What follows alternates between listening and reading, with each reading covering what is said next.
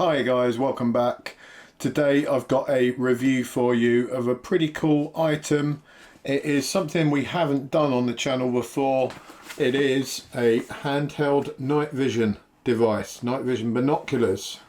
And it's from a company called Wildguarder. Now I hadn't heard of those before. They are a Chinese company and this is the Owler 1 series binocular. I have used a lot of NV products before for my job, so I've used a lot of rifle based NV clip-ons and stuff like that, and I've also used quite a few for hunting. But this is the first of the binocular types that I've used. Everything else has been mounted on a rifle, so I'd be interested to check this out. I've actually been using these for quite a few weeks now because I wanted to get some footage. I wanted to give you guys a chance to see what these things are capable of, and also I wanted to put them through their paces in terms of, you know, being an electronic product, how they performed, how they stood up.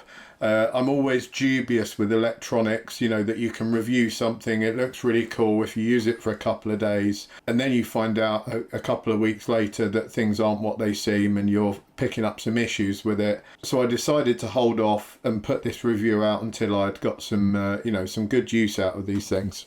And it's got some information on the outside of the box that we will run through. It does come with an instruction manual as well, which was surprisingly good. You know, sometimes you get a product from China and the instruction manual isn't the greatest. This one was actually okay. I can get rid of that. And it comes in a really nice hard case there. I've taken some of the wrapping out. There was some extra packaging inside just to keep everything together. So it's just a sort of semi-hard zip case, and then as you can see we've got our binoculars in there. The case actually has some D-rings on each side, and this whole thing comes with a rather nice couple of clips for this strap, so you can either strap the entire case on or you can actually strap the binoculars on, because they also come with the little clip on each side there, so you can strap those on as well. So quick look at the form factor. As you can see, they are around the size of you know, a pair of binoculars as you would expect. The difference being you've got this flat LCD screen in there, and then you've got these two apertures here. Now you might imagine that you look that way. Whatever you do, don't do that, because this product emits IR, and the IR will actually damage your eyesight. If you stare at it, you know, right up close to your eye, you're going to do some damage to yourself. For those who don't understand night vision and the difference between that and thermals and SWIR and all that kind of thing, so thermals are looking at heat signatures, and they're looking at the contrast between different heat signatures that are out there, and they use a specific sensor to do that. Night vision devices use a different type of sensor, and generally speaking they're either reliant on whatever ambient light is around, and they're kind of making a better image out of the available light, or they're using an IR light like this one is, and it's got that inbuilt, and the IR will illuminate subjects which can't be seen by the human eye, can't be seen by animals for example, but the sensor on here can see the IR light. So it's basically a digital pair of binoculars with a camera sensor in it, and that's able to illuminate things with the IR light that the human eye and animal eyes can't see. So in effect it gives you a very clear field of view out to about 400 to 500 meters. It states 500 meters on here, and I've been able to range deer out to about 500 meters and see them through these binos. Especially you'll find that the eyes glint up, so whilst at that range you might not be able to exactly identify what the species is, you can definitely see that there's animals in a field, for example. So if you were scanning a field, you know, 500 meters is quite a long way off when you're scanning fields. You could easily see there was something out there that warranted further exploration if you were hunting at night, or if you're someone that's out spotting animals for some reason. You know, there's plenty of reasons that people might use these. One is the obvious hunting. You might also use them for just viewing animals, you know, you've got an interest in them. You might use them for security, for example. So if you live in a rural area and you want to be able to secure your boundaries for spotting unlit areas in the dark. You might be a farmer looking after animals, you know, and you're trying to pick up lost animals at night maybe, or looking out for predators if you've got some sheep, for example, and there's something coming along that you want to keep an eye on, then these are going to be invaluable to you. So you're actually going to be viewing them this way, and you don't need to put them right up to your eyes. You know, that's going to be an eye strain. You can actually view them a couple of inches out and it looks perfectly fine like that. They come with a cap over this, which is in effect the lens, you know, that takes the light through to the sensor there, so you've got a cap to keep that nice and safe. And then you've got here, this is your IR illuminator, and that actually moves in and out like so, and that will change the focus of the IR beam. So just like a torch, it will make the beam wider, or if you pull it out, you can actually focus the beam down. So if you're looking at something at a longer distance, that would be relevant. You know, you would want to get more focus on that beam so it put more IR light on a target at a longer distance. We have a number of buttons on here, which I'll go through in a second. We've got battery compartments on either side, just show you those. So we've got batteries in there, takes AA's, 4 per side, and the batteries do last quite a long time. You know, I've had the same batteries in this for the whole time I've been using it, and it's still got like more than 3/4 of battery left. But one thing to be careful about is in this case, although it is a semi-hard case, if you put something on the top of it, I did once find these on because this button had been depressed by something sitting on top of the case, and these had turned on while it was in there. So obviously your batteries are all going to run out, and buying 8 batteries per time is probably not the greatest idea. If you've got rechargeable AA's, I'm sure they will work as well. Rather nifty. On the side here, you've got this rubberized portion that folds out, and in there you've got a little SD card slot, plus you've got a USB slot and you've got an HDMI slot as well. So you can either take your USB out and stick that into your card reader or computer or even phone and take the images and videos directly off of there, or they actually send you this, which is rather nice little addition, if I can get it open, and it's a USB card reader there. So you've got USB-C, standard USB, that looks like a Apple input there, and you can use that to transfer your information across. To switch on, you just hold this down for a few seconds. We should see it come on.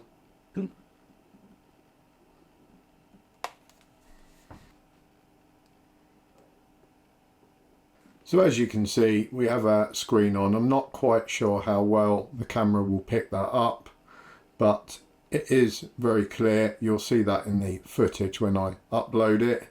But a very, very nice and clear screen, easy to view, very easy on the eyes as well. It's not too bad at all.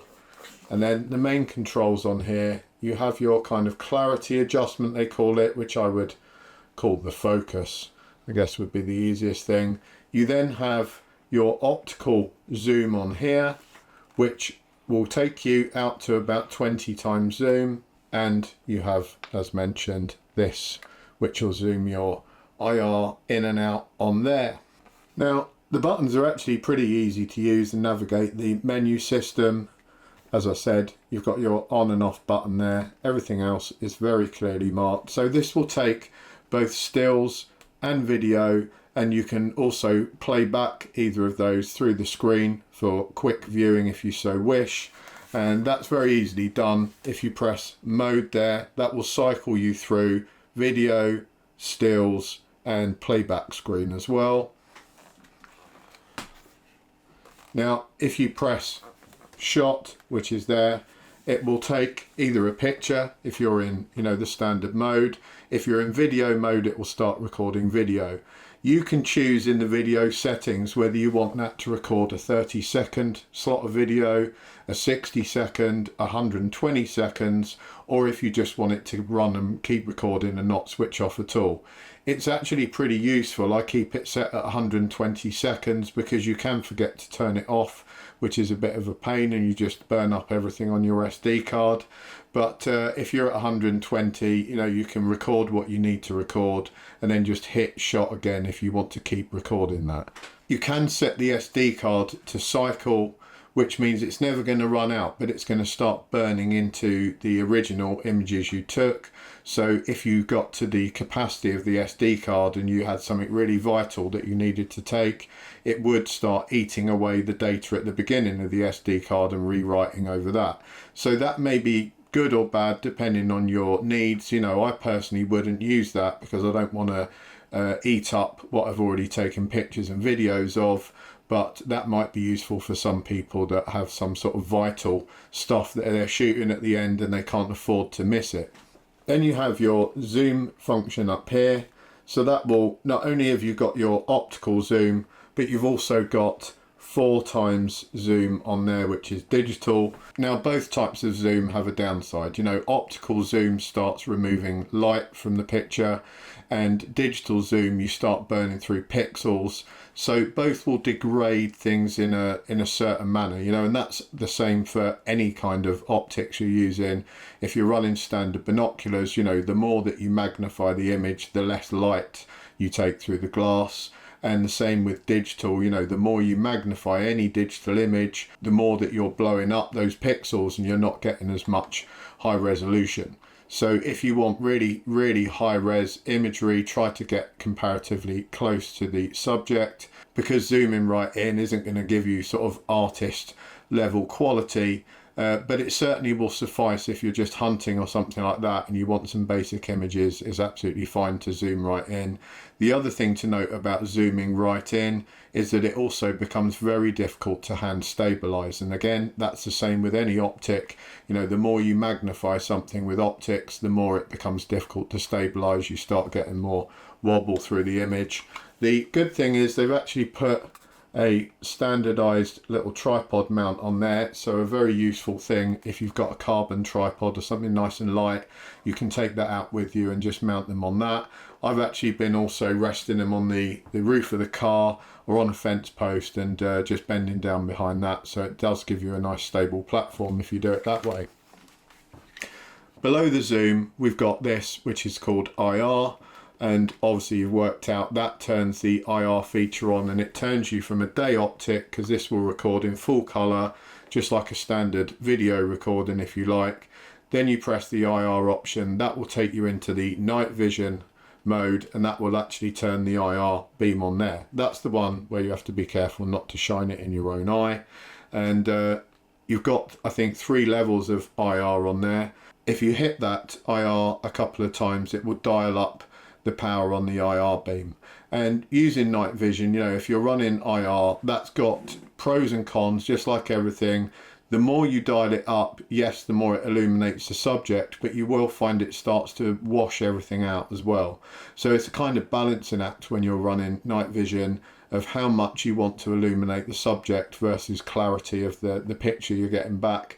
And that will always depend on the context of the situation, whether you're in close tree cover, if you're in open fields and stuff like that. Because if you're in really close tree cover and you throw too much IR light out, it begins to bounce back off all the trees just like any other light would, and it sort of overcomes the sensor and you end up whiting out the image. If you're in a really open field and you dialed up the IR, it's a lot different. You can actually push the optics out to view things further afield because your IR is reaching further afield, and it's not like bouncing straight back into the sensor and kind of ruining your image. And that isn't particular to these, that is something that is true for all night vision and IR systems. They're a very reasonable weight for what they are. They're coming in at about 900 grams, so plenty comfortable to wear around your neck. Obviously you could buy a night vision monocular, that's going to be lighter still, but you're going to get a greatly reduced field of view in that, and you're certainly not going to have a nice big screen to view. One thing I'd say about the screen, it is pleasant that they've put this rubberized outer on, because that means, you know, if you're wearing a hat or something, you can kind of mask the ambient light a little bit that throws out, because if you're recording animals and things, you don't want to start throwing light out. They're all going to scarper as soon as they've seen that. So that's a pretty handy little factor. It also allows you to block out the sun, because on a bright day, if you were using these as day optics and you wanted to view what you just recorded, it's pretty damn difficult if the sun's blazing down and going straight into the screen. So it just blocks the sun from that as well. These came with a 32GB SD card. It stipulates between 8GB and 128GB for your SD, and then obviously you could take multiple SD cards out with you, so when you've burnt through one, you just load another one like we saw. Very easy to swap over. Simply push it, take it out, press that back down, and it gives it a reasonably waterproof seal on there. I would say these are kind of shower proof. I wouldn't go dropping them in a lake or anything like that. I don't think they're going to stand up to that kind of abuse, but I've certainly had them out in light showers and stuff and had no issue whatsoever. And then obviously if it really started to rain, you could just stick them in the box that they came in. I've added a little quick release Arca rail attachment there, so I can fix that on the bottom, and then I just use that for my camera tripod, which I take with me. So kind of handy tip. You can buy them from Amazon. I'll chuck a link down below. I'll also put a link to these up. Hopefully you've viewed some of the footage I've been taking with these. I've got some deer nearby in the field, so we see some of those. There's some very long range video that I've taken, and that is getting on for about the 500 meter mark. I know because I lased them. I've got a laser rangefinder and I lased them out to about 480 meters. So very hard to see with the naked eye. In the dark I couldn't see anything out there at all until I actually looked through these and I saw some glowing eyes in the background, and then I was able to lase them after that. So pretty impressive. You know, you can really spot stuff moving out in the distance, and with night vision you're always going to be limited on range. You know, this isn't a fading of this particular model. You're basically dependent on the IR beam reaching out there, and I don't care what IR beam you have, there's only so far that's going to go, and that's where you're getting the illumination in the eyes, particularly because that's enough to just bounce that back at you and you can see eyes out in the distance. Then you're going to have to move up if you want a clearer image of those things. Up to about 250 meters you're going to get fantastic quality with these. You know, I was very impressed with the quality of the video and the stills that I was getting, whether that be in the day optic setting, you know, in the standard video format. The stills it takes, you can choose between 2 megapixel, 5 and 8 megapixel. If you don't want to burn through too much on your SD card, you can kind of dial that down a bit. It really depends on the application, what you want to do with those images. If you're going to be, you know, uploading them on social media, obviously you're going to go for the highest. If you're just doing it to document some animals and you want to get quick pictures of them for the documentation, then you could probably go down to 2 megapixels. You'll be absolutely fine. I've also got some close-up images just outside the house to demonstrate if you were using this in a security type of way, you know, to look outside at night as you thought someone was messing around with your car or something like that. People that are farmers that have concerns about their boundaries, you know, these would be a really handy addition, because not only can you see what's going on, you can also take video of it at the same time, so you're going to give evidence with that. That would be pretty handy for people. I really like them for that purpose. You know, it gave a really clear view outside my house. These are normally around about $500, which is pretty standard kind of pricing for this sort of kit. But at the moment, I'll leave a link below, they've actually got them reduced to $350. So for that price, I would say they are fantastic. Construction wise, it's kind of heavy duty polymer, but I've got to say it's well put together. You know, everything works really well, clicks back into place nicely. I've got no problems with the build quality whatsoever. I've had hands on this kind of stuff before where it's been a little bit ropey, but I'm actually very impressed with the quality of these. You can see also it's got little rubber feet on there, so if you do want to put it down, it's not going to scratch up your surfaces. They also come with a little cleaning cloth, which is pretty standard these days for optical products, but nice to have. And I almost forgot, they come with a little USB cord as well, so you can just plug into the computer from that instead of using the card reader if you so wish. I hope you enjoyed that. I hope some of you get this product and enjoy that as well. I've been very impressed with it. If you've used this and you've got any comments, then stick them down below. If you've bought one of these and used it and you've enjoyed it, or maybe you haven't, let me know in the comments down below. I'm open to any comments on this product. Like I say, I've been using it probably a couple of months now. Anyone that's been using it a longer period of time, I'd be interested to hear from, just to see how it's holding up. Thanks for watching. Take care. I'll catch you next time.